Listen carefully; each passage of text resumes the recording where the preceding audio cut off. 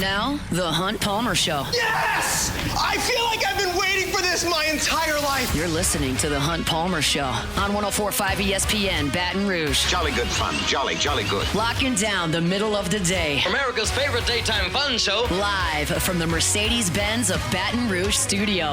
This is Hunt Palmer.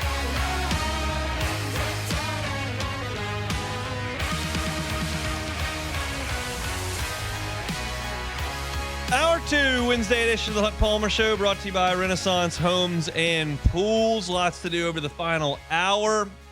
Officially half the work week in the rear view mirror, maybe more than that if you got the day off on Friday.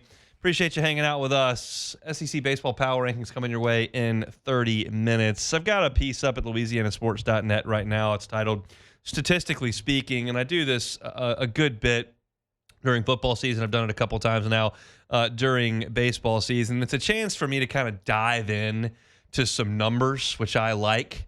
I like writing an opinion column. I like doing a monologue here where we kind of get descriptive and we get opinionated and that kind of thing. I also like to just see what the stats say. And I tell you all this all the time. Sometimes I just sit down with a sheet of statistics and just see what they tell me. Sometimes I have a preconceived notion and I go in and see if the statistics back that up or don't. And this was one of those times where I sat down and I go, okay, let's just see what's in here. Because I don't do that every 3 days. Like I don't dive too deeply in, but I did today. And I was like, all right, what can I find here? And one of the questions was about this team, especially before Jared Jones decided to come back, was like, okay, who's going to hit the homers? Because while it may be overvalued to some people, I think it's important to hit the ball out of the ballpark. And there are certainly days in Omaha where that's not a real possibility, so I don't need you to build your lineup just full of guys that can do nothing but launch the ball up in the air. But you do have to do it some, because it just makes life a lot easier to get the one big swing than to have to score 3 runs. Wouldn't you rather walk, single, and hit one over the feet, the seats, as opposed to single, walk, single, hit by pitch, blooper, ground out, sac fly, double? Like, it's just, there's just a lot more that goes into it when you can't create the big swing. And so who's going to hit the home runs for LSU? And so right now, statistically speaking, LSU's played half their league schedule. It's 15 games. They've got 17 home runs in league play. Now, I know they played 3 games in a frigid Norman, and that does matter a little bit, but still, 17 home runs in 15 games. For perspective, the last 2 teams, now 2023 was an amazing team. One of the best teams, I think, in the history of college baseball. You could make the argument it was the best team that LSU's ever fielded. They hit 61 home runs in league play, so half would be about 30. LSU's at 17. Last year's team, which was not a juggernaut and was not winning a lot of games early in league play and did only go 13-17 in SEC play, they hit 47 home runs in league play. You're on pace for 34, 13 less. So you're not hitting enough home runs in league play. So how do you find some of that? Where could you potentially get some more pop? Well, I've said this a couple times. I tweeted it. Jared Jones has hit 1 home run in the first 15 league games. I think it's reasonable to suggest he'll hit more than 1 in the last 15. Daniel Dickinson has 8 home runs on the year. He's only got 2 in the league. Ethan Fry's got 6 on the year. He's only got 1 in the league. Those guys have shown some pop. They need to hit more than their combined 3 SEC home runs. I know this offense is not built on power, but 17 first-half home runs is not going to get it done. The second half of SEC play needs to be 25 or 28 home runs. That's what they need to hit in the second half. The weather's going to warm up. The box should be a bit of a launching pad. I know that there are some pretty good arms that are on the slate left, but you gotta hit some more home runs in the second half. That's just something that I feel strongly about. There is some positive to this offense in terms of its balance, though. Now, when you look at the total of the season, this is not just league games. This is the total of the season, and everybody's played some good teams. Everybody's played some not-so-good teams. I can't go one by one and give you everybody's strength of schedule, but I'm talking about SEC teams. Most of the schedules are fairly comparable. I think we can agree to that. LSU is second in the SEC in batting average, third in the SEC in on-base percentage, which is probably a more telling statistic than batting average. You're third in the SEC. You're fifth in the SEC in slugging percentage, and that's because you're tied for first in the SEC in doubles. So that's good. If you're not going to hit a ton of home runs, you do need to get on base a lot. You do need to hit some doubles, and LSU does that very, very well. Now, I know that batting average is a little bit of an antiquated statistic, and I keep that in mind as I bring this up, but it's still a relevant talking point. I'm not going to completely dismiss batting average.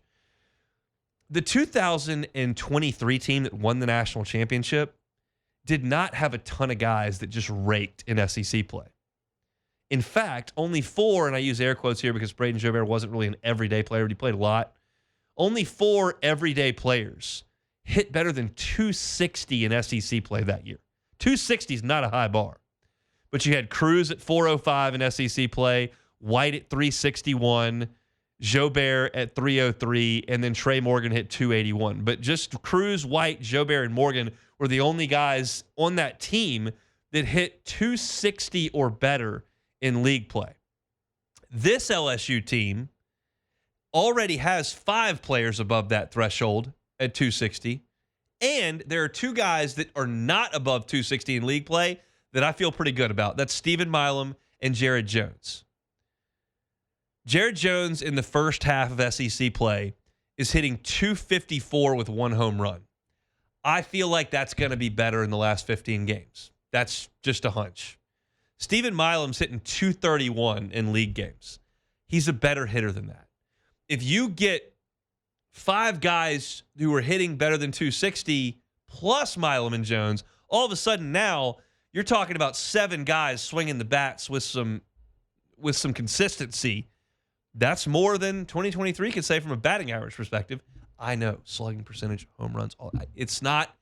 I'm not painting this as a black and white picture, but I'm telling you that if you want to be considered a championship level team, you have to do it your way. And LSU's way with this group is not going to be hitting as many home runs as Jobert and White and Cruz and Dugas and Beloso and Travinsky. Like, they're not going to hit that many homers.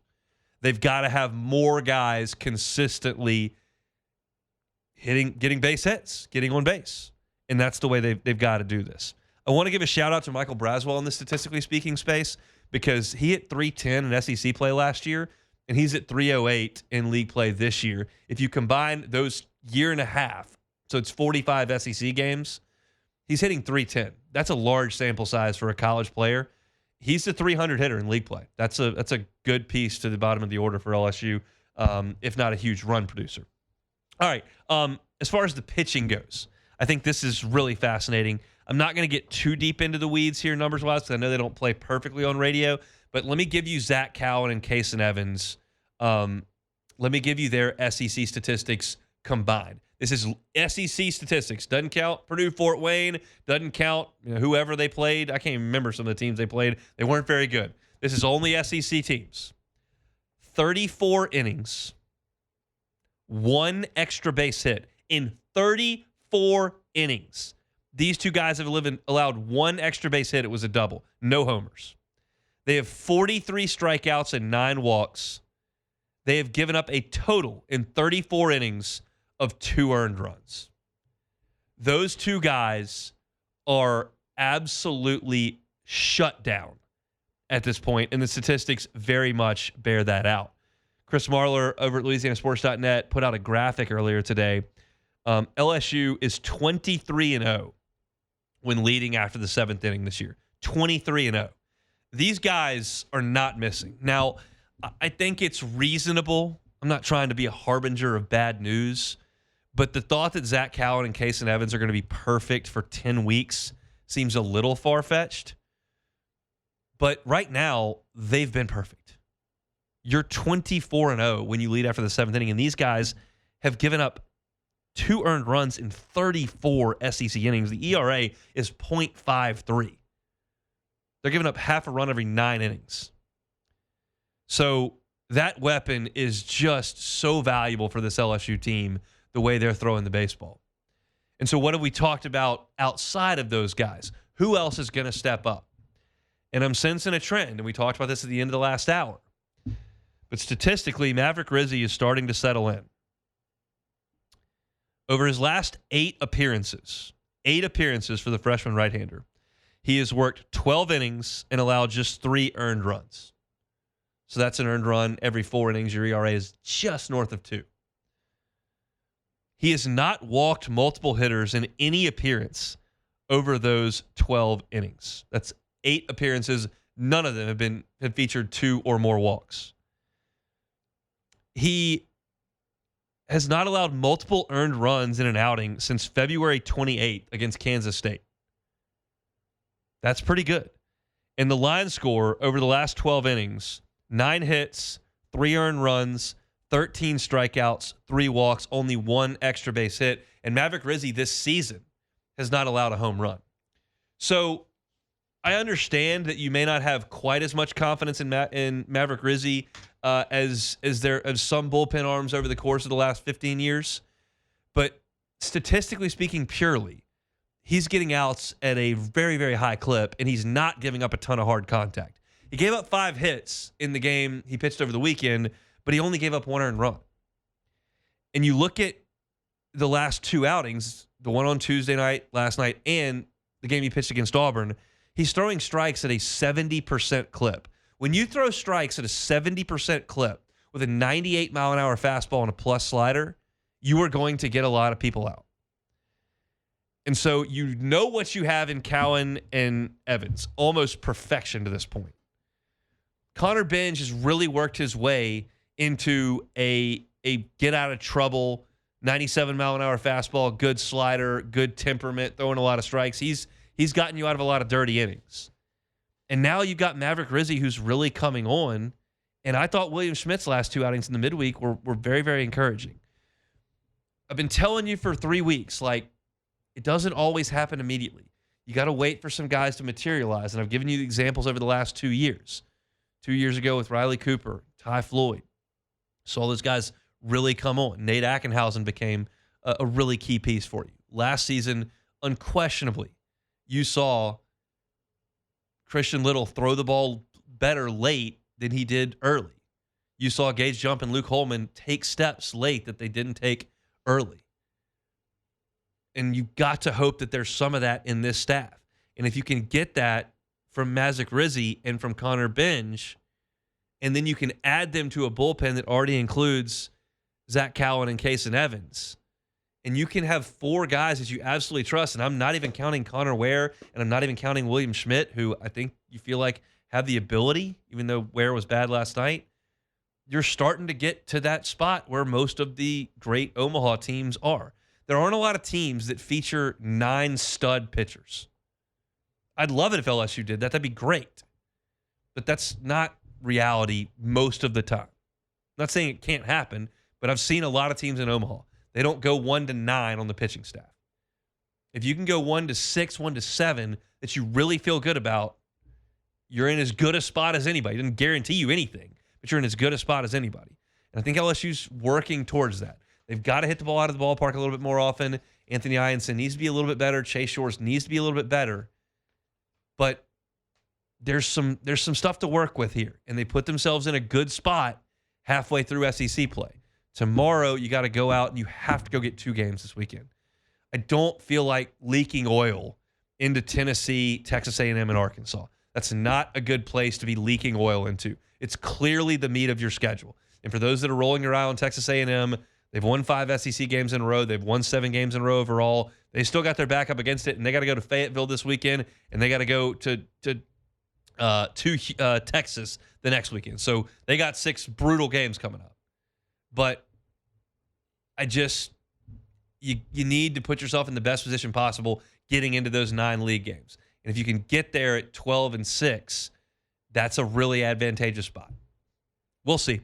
That's some statistically speaking. There's more at LouisianaSports.net if you want to go check out some LSU baseball information. Appreciate y'all reading us there at LouisianaSports.net and hanging out with us here on Wednesday shows brought to you by Renaissance Homes and Pools. We'll step aside when we come back. Is Derek Carr faking an injury? We'll talk about it.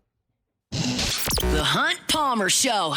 Genesis of Baton Rouge. GenesisofBatonRouge.com is the website. Every single new Genesis purchase comes with a 10-year, 100,000-mile warranty. 10 years? 10 years. That's a long time. A decade. What were you doing 10 years ago? Think if you bought a Genesis tomorrow. 10 years from now, still be into that warranty. 100,000-mile warranty as well. Plus, if you get a new Genesis, get 3 years of complimentary maintenance, 3 years of complimentary valet maintenance. They come to you, they pick your car up, they handle the maintenance work. You don't have to sit on the service aisle all day. Nobody loves doing that anyway. It's all part of the experience of being a Genesis driver. Every car on every model on the line comes with the IIHA Top Safety Pick. Some of them were Top Safety Picks Plus. Safe, stylish, comfortable, fun. Wonderful experience over at Genesis of Baton Rouge. Go see him at Airline at Pico. Check him out at GenesisofBatonRouge.com. GenesisofBatonRouge.com. This is the Hunt Palmer Show. Hopefully Hunt remembered to bring his laptop charger. Nah, there's no chance.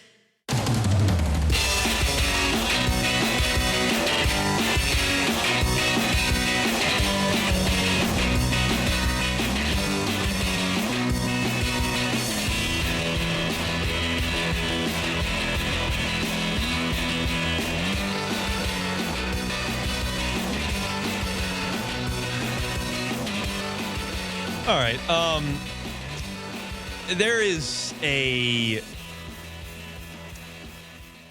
There's a growing push of this story with Derek Carr in the national media, and it's starting to pick up a lot of steam.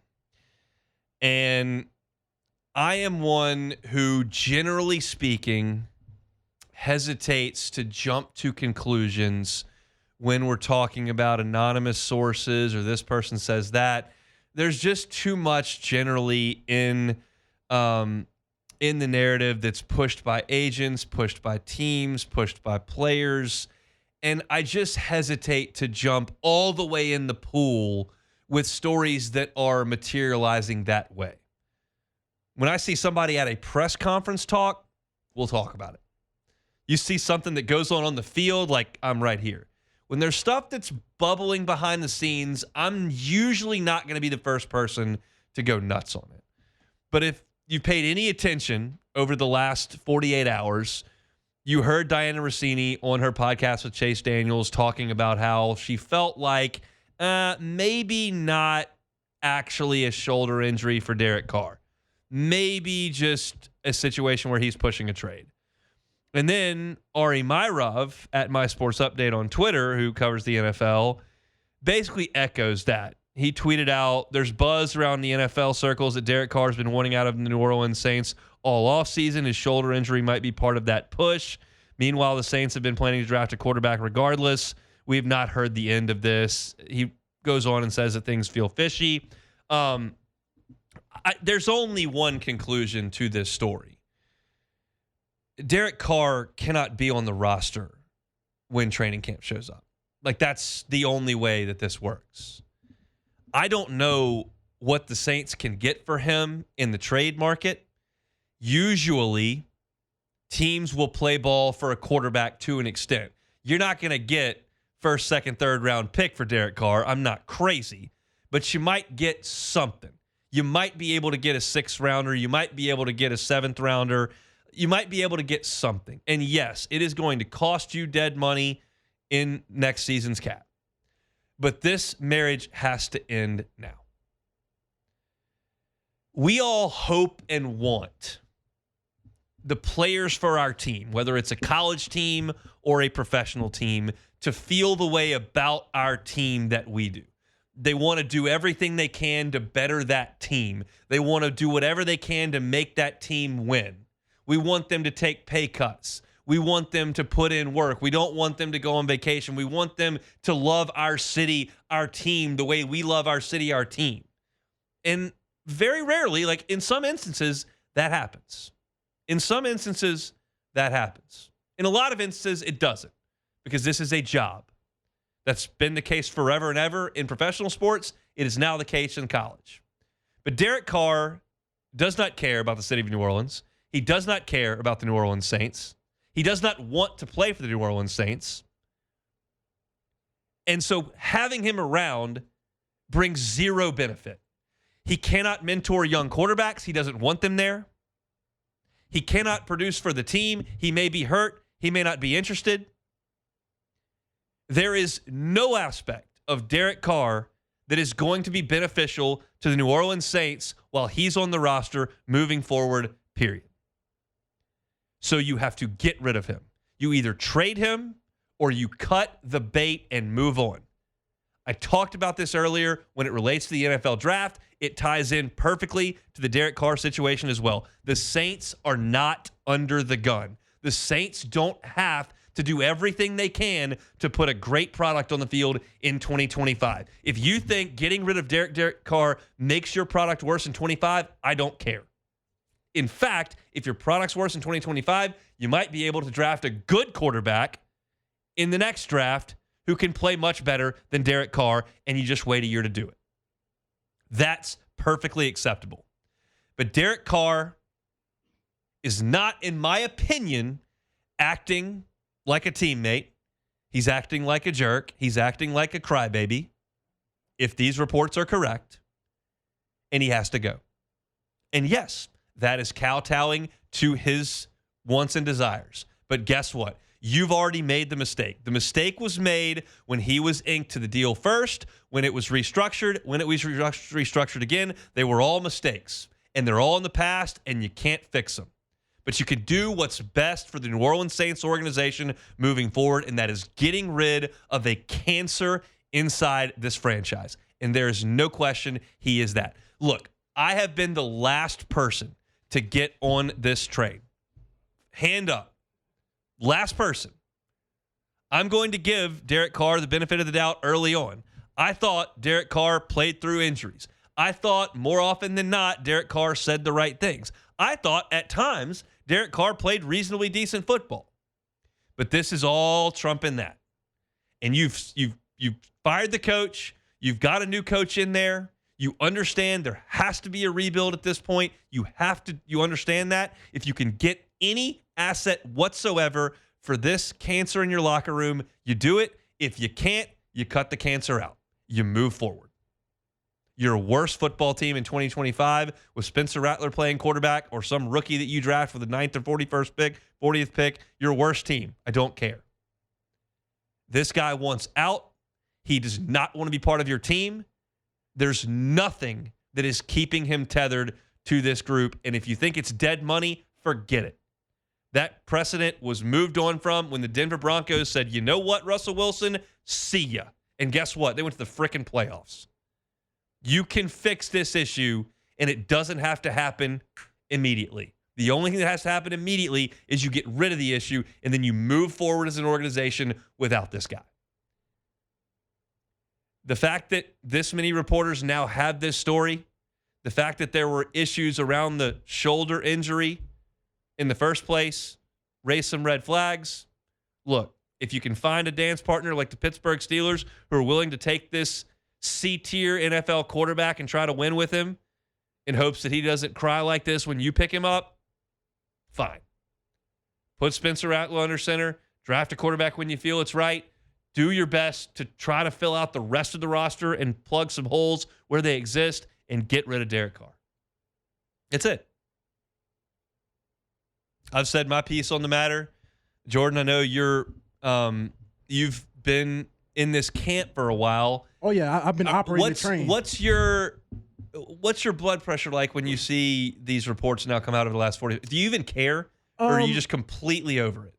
I don't really care no more because it just shows that I wasn't a madman. You know, I used to come on here, I'd be like, man, we got to get rid of Carr. You know, nobody believed me at first. But we, as fans, we seen this phony from a mile away. I'm going to tell you what happened. First and furthermost, you know, he played through the injuries. That's cool. But what we saw was, how can you get hurt in a game and then be immediately ready to go the very next game? Like, you leave a game injured and be ready to go the very next game. That was always the whole Jameis. Oh, can Jameis start? And I'm not saying Jameis is better than Derek Carr. No, these are two, if you ask me, two backup quarterbacks. I don't think Carr's a starter. I'm past that. But from that was my red flag.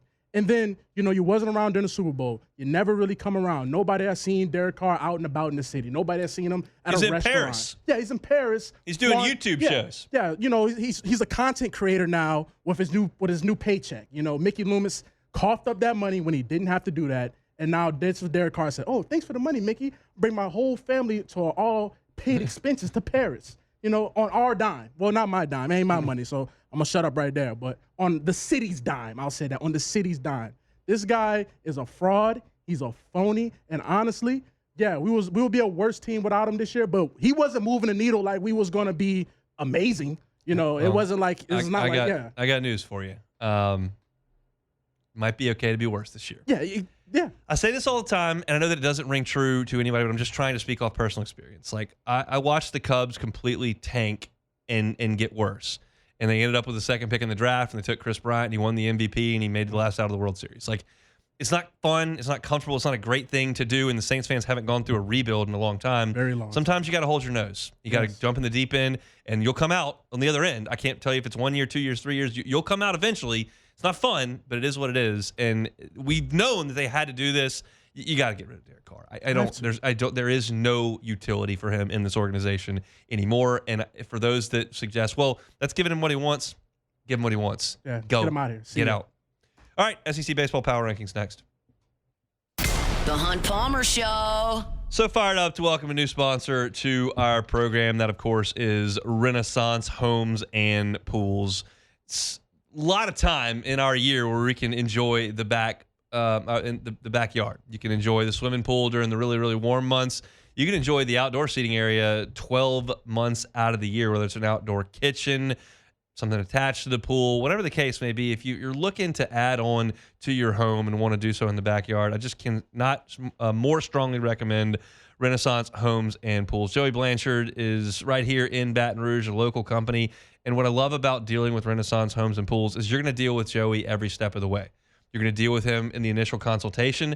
You may go out in the backyard and see him actually digging the pools. He's done that on many occasions. Sometimes somebody needs a break. He jumps in there. He handles it. It's a local organization that's going to give you incredible customer service and an amazing expertise in the outdoor construction space. If you're thinking about getting that outdoor kitchen, you're thinking about putting that pool in, have a conversation. That doesn't cost anything. Go see Joey Blanchard and the team at Renaissance Homes and Pools.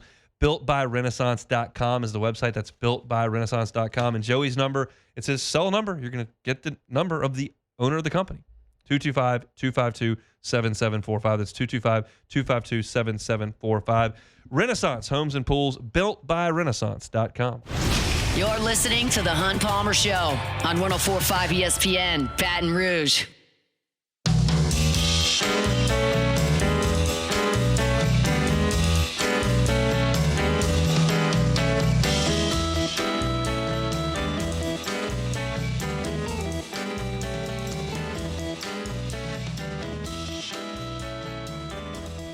All right, Wednesday show is brought to you by Renaissance Homes and Pools. We do it every single week at this time. It is time to go through our SEC Baseball Power Rankings. Hunt's SEC Power Rankings.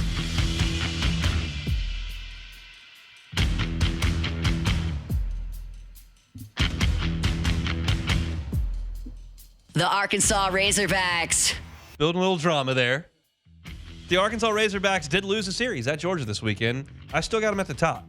They lost a pair of one-run games after hammering Georgia in the series opener. I thought they played well over the weekend. I still think they're the most complete team in the SEC right now. Yeah, they lost the weekend at Georgia. That's a team that's in the top 5 in the country. I don't think that's a crime. So I've got Arkansas at the top, number 2.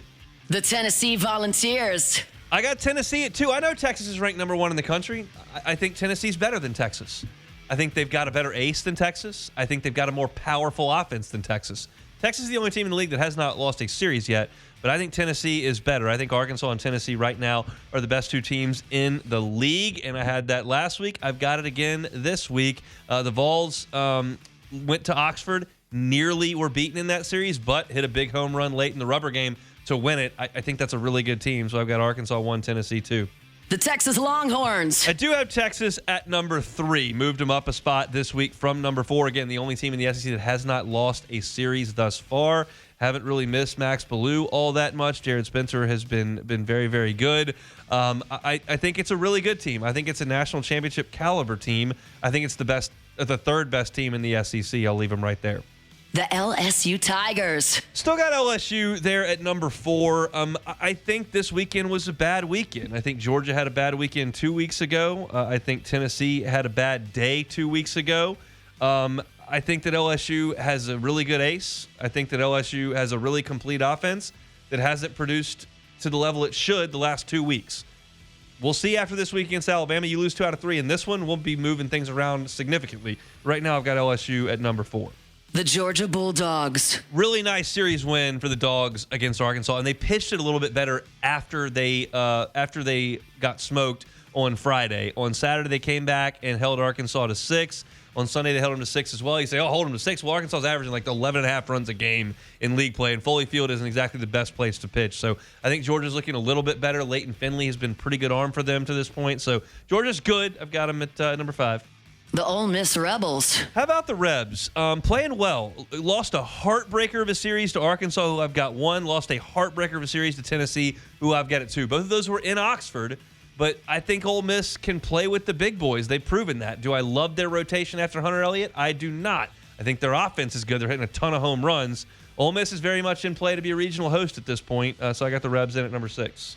The Auburn Tigers. We saw Auburn over the weekend. Got to tip your cap to Sam Dutton. I've kind of bemoaned him as an SEC ace. Thought, well, I've watched him for 3 years. That doesn't look like a Friday guy to me. Well, he did against LSU. He did against Alabama. He has multiple times this year. And they've pitched pretty good behind him. Certainly did over the weekend.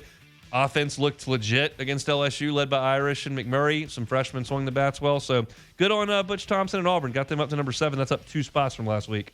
Texas A&M! Am I crazy? I had A&M at like 14 2 weeks ago.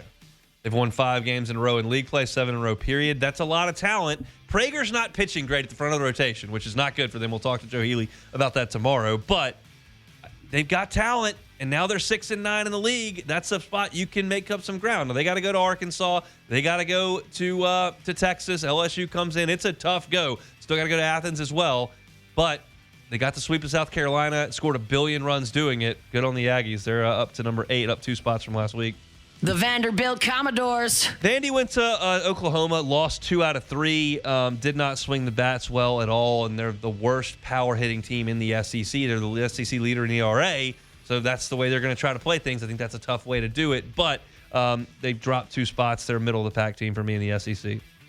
The Kentucky Wildcats. Kentucky played tough over the weekend. They played a weekend against Texas in Lexington. They stuck with it, but ultimately didn't have enough to get over the finish line. I moved them up 2 spots for playing tough, but I think that's a team that's going to fight to make the NCAA tournament. I think that's what Kentucky is at this point. I think they'll make it, but they're going to have to fight to get there. The Oklahoma Sooners. Left Oklahoma at number 11. They've been there for 3 straight weeks. Got a great ace. What else is there? Nice weekend to beat Vandy 2 out of 3. Nice weekend at home to beat Vandy 2 out of 3. I just don't know that there's much else there that moves my needle. I don't think they're dropping. I don't think they're moving up. They're just a team with a really good ace who was awesome over the weekend, and a team that I think is gonna be a mediocre SEC team moving forward. So I got them at 11. The Alabama Crimson Tide. Bama comes in this weekend. I've moved them back 4 spots from 8 to 12 this week. They lost 2 out of 3 to Mississippi State. They got 2 hits in Game 3 of that series. In SEC games only, Bama's 15th in the league in batting average, 15th in home run, and 14th in steals. That means they're not hitting the ball over the fence, they're not getting a ton of hits, and they're not stealing any bases. That's a hard way to score runs. So they got Justin LeBron, who's the best player in the league. What else they got? Not great. They got Alabama down at number 12. The Mississippi State Bulldogs. My bottom 4 remain the same. Mississippi State at 13. They have won 2 series in a row. They're slugging a little bit. Pico Khan's throwing it pretty well, so they got a long way to go to get back in this thing. Long way to go to get there, but they do have a manageable way to make that happen. Nice series win over Alabama over the weekend, so State's at 13. The Florida Gators. They swept Missouri. Good on you, Florida, for getting that sweep. You still are not very good and way, way too hurt. So I've got Kevin O'Sullivan's Gators down at number 14. The South Carolina Gamecocks. I cannot think of a more demoralizing weekend for South Carolina. They get walked off in game 1 in College Station. They lose game 2 17-0. Then they get a 10-run lead in game 3 and blow it, giving up 2 grand slams in the 9th inning, including a walk-off. So walk-off, absolute annihilation, blown big lead. Can't think of a worse way to lose a weekend. South Carolina is 2-13. Paul Maneri's got to be looking at this going, what did I get myself into? The Missouri Tigers. And Missouri's 0-15. I don't know how to contextualize 0-15 any better than telling you that they haven't won a league game yet. That's really, really hard to do. But Missouri's pulled it off. So that's your SEC Power Rankings to this point. I'll churn through them one more time. Arkansas, Tennessee, Texas, LSU at 4, Georgia at 5, Ole Miss at 6, Auburn 7, Texas A&M 8, Vanderbilt at 9, Kentucky's at 10, Oklahoma at 11, Alabama 12, Mississippi State 13, Florida 14, South Carolina 15, and Missouri at 16. Those are your power rankings this week. Just for good measure, I'll tell you what LSU has left on the schedule in their final 5 SEC weeks. You will play Alabama, who I have at number 12. Then you will welcome in Tennessee, who I've got at 2. Then you will travel to College Station to play A&M. I've got them at 8. Then you will play Arkansas. I've got them at 1. And then you have got the South Carolina Gamecocks at 15. So LSU's schedule is balanced here. You've got 1 and 2 left on the schedule. You've got 8 left on the schedule. And then you've got 12 and 15 left on the schedule. So 2 elite teams, 2 bad teams, 1 team right smack dab in the middle per my power rankings. Pretty balanced into the schedule for LSU. We'll see how they can navigate that to see if they can get a top 8 national seed. Those are your SEC Power Rankings. Our Wednesday show is brought to you by Renaissance Homes and Pools. We'll come back with a little bit more on the Hunt Palmer Show. The Hunt Palmer Show. Highland Insurance Group, HighlandIG.com is that website. Insurance, not the most fun thing in the world to talk about. Maybe all your insurance conversations are always the same. You always look at that premium. You always try to see where you can potentially shave off some of that price. You always feel like you're paying too much. You always feel like it's a 5% increase, an 8% increase, a 30% increase. If that's the case every time you have this conversation and you feel like you may be a qualifying business for a captive, contact Jonathan Carbo and the Highland Insurance Group. They handle captives every single day. It's a completely different way to handle your insurance program and your risk management. If you qualify, you can get into a captive. It may be a game changer for you on the bottom line. Call the Highland Insurance Group and ask about it. Go to HighlandIG.com and reach out. Captive insurance, I believe, is the future of insurance for those that qualify. Got to be a business, got to spend a significant amount. But if you do, call the Highland Insurance Group. Find them online at HighlandIG.com and see about a captive. It's the Highland Insurance Group, HighlandIG.com.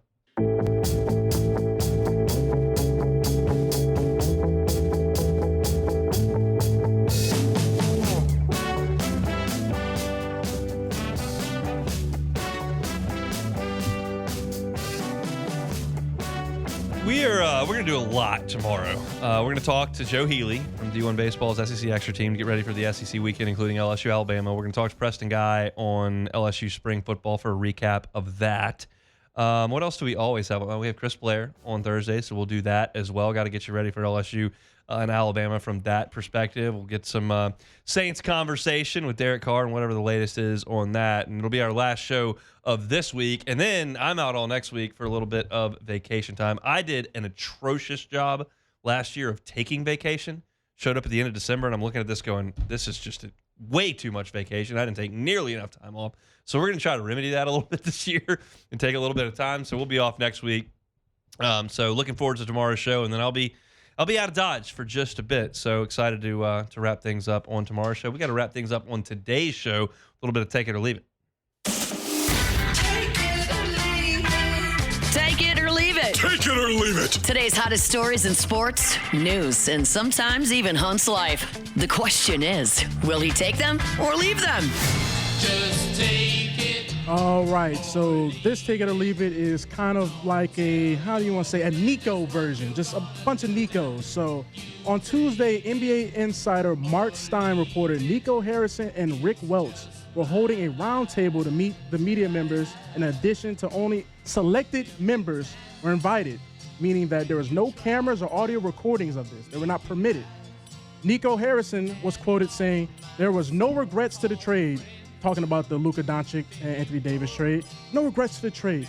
Part of my job is to do the best thing for the Mavericks, not only today, but also in the future. And some of the decisions I'm going to make are going to be unpopular. That's my job, and I stand by it.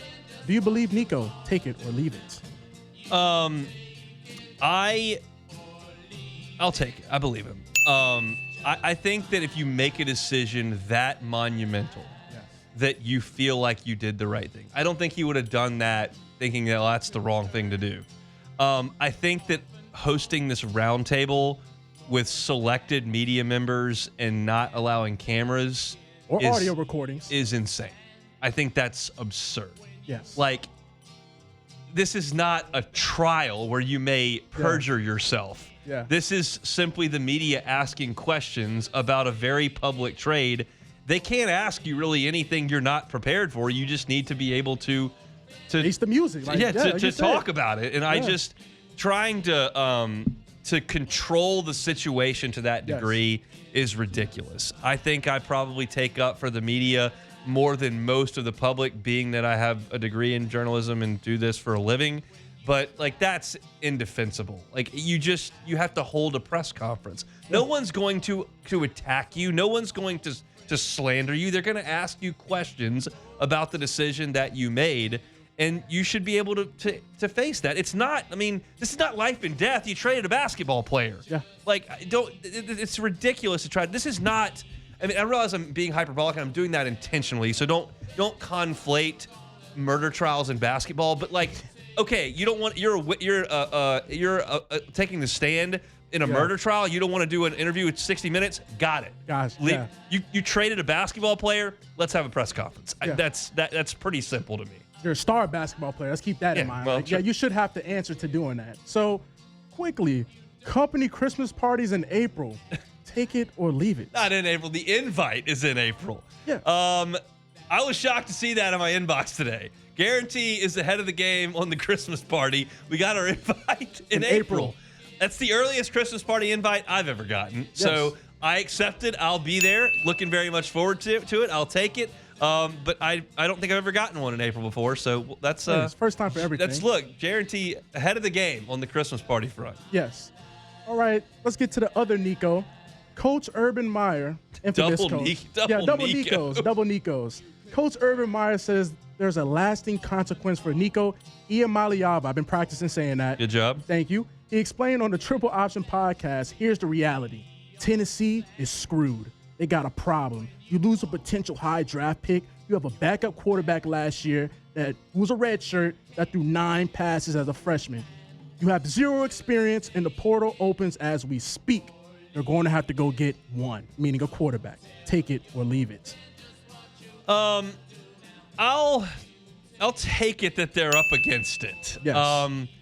They do now have a very public persona that's out there that, hey, we have $3 million to spend. It's already been earmarked, and you can come play for a pretty good program. And so they're attractive. I don't know what's available. Nobody can transfer from an SEC school to them, but they do have money available if somebody wants to jump in and test the waters that is a high-profile player. Whether that happens or not, I don't know. I'm fascinated, if disenchanted, by this entire process. Yes. But that has been very well stated. I wish none of this happened, but it is what it is. And I think a lot of people made a lot of mistakes here. We'll see if I'm proven wrong. Could easily happen. Somebody comes up with a ton of money for Nico, and Tennessee ends up with a really good quarterback, and kumbaya. But that all very much remains to be seen. So that's it for Take It or Leave It. That's it for really the entirety of our Wednesday show. We're brought to you by Renaissance Homes and Pools. You're looking to get that outdoor area set up. No better number to call than the folks at Renaissance Pools. And that number at Renaissance Pools, that's Joey Blanchard's cell phone number. Of course, it's 225, because they're a local company right here, 252-7745. 252-7745. Get that outdoor kitchen put in. Get that swimming pool put in. In a matter of weeks, you can be swimming in your pool. And we know that you can swim here until probably November at this point. Renaissance Homes and Pools, great new Wednesday sponsor of the Hunt Palmer Show, and we certainly appreciate their partnership. Open the show with the Saints have to draft a quarterback. Koki Riley talks some LSU baseball. We played What If Wednesday. My thoughts on LSU and McNeese at the end of the hour. Deep dive on the statistics of LSU baseball. Saints have got to cut Derek Carr. I talked about that as well. And the power rankings for the SEC. If you missed any of it, catch it on demand wherever you find your sound. Just search Hunt Palmer Show. Like, subscribe, rate, and review. We certainly do appreciate that. We're out of here. We're back tomorrow, same time and same place with a lot to do. Have a great, a happy, a safe Wednesday. See you tomorrow on the Hunt Palmer Show.